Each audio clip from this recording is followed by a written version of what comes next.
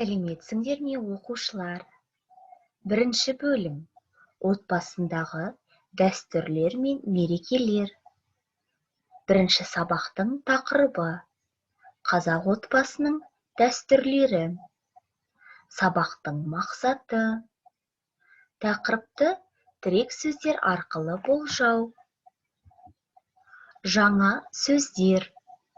Дәстүр, традиция, кеңес беру, давать совет, қамқоршы, заботливый, құрметтеу, уважать. Оқылым, тілдік бағдар, тәуелдік жалғауының жекеше түрі. Бірінші, екінші, үшінші жақ, оңаша тәуелдеу. Бірінші жақ, менің, отбасым, менің анам, менің әжем, менің добым.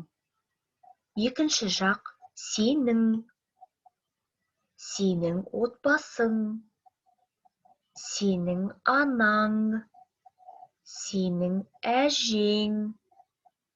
Сыпайы түрі, сіздің, сіздің отбасыңыз, сіздің анаңыз, сіздің әжеңіз.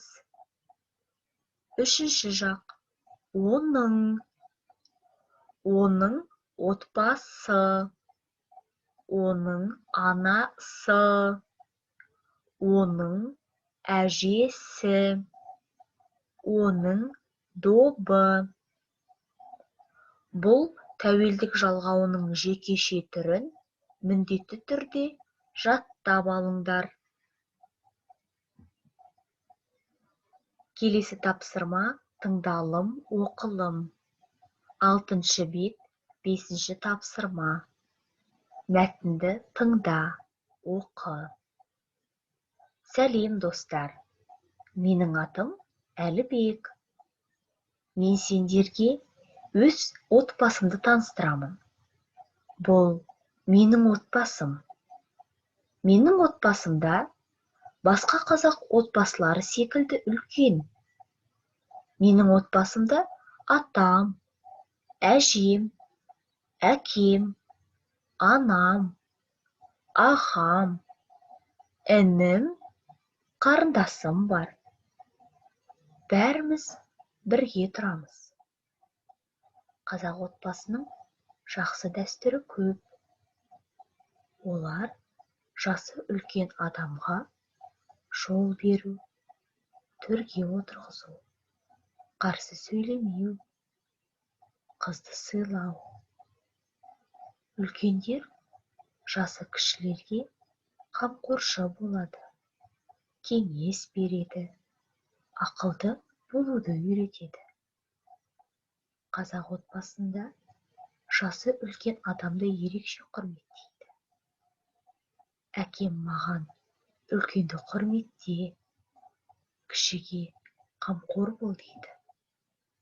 Мен де атам мен әжемді, әкем мен анамды, ағамды құрметтеймін.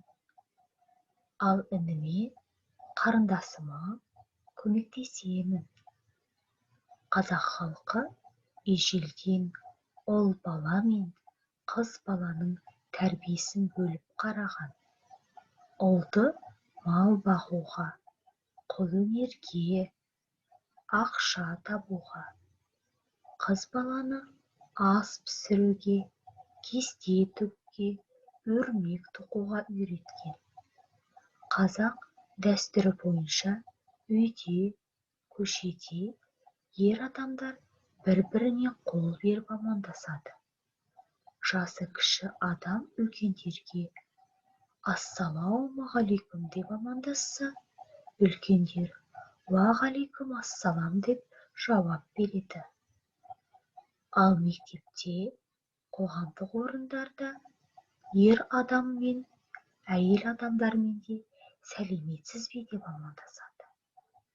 Адамдарды таныстырғанда үлкенге кішіні, әйел адамға ер адамды бірінші таныстырады.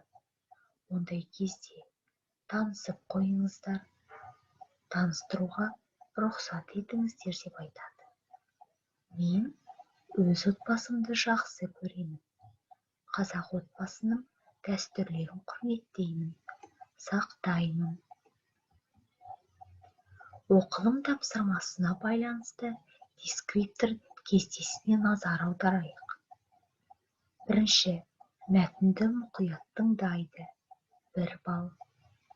Екінші, мәтінді түсініп оқиды, 1 балл. Қою әріппен жазылған сөздердің мағынасын анықтайды, 2 балл. Мәтінді оқу барысында орфоэпиялық нормаларды сақтайды, 1 балл. Айтылым тапсырмасы, 7-ші бет, 10-шы тапсырма. Берілген сөздерді жекеше түрде тәуелдеп айт. Әже, ана, ұл, қыз. Үлгі бойынша жекеше тәуелдеп айтыңдар. Бірінші жақта менің, екінші жақ сенің, сыпайы түрі сіздің, үшінші жақ оның.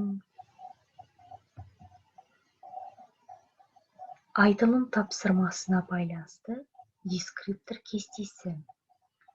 Әр берілген сөздерге жекеше түрде тәуелдеп айтады, жазады.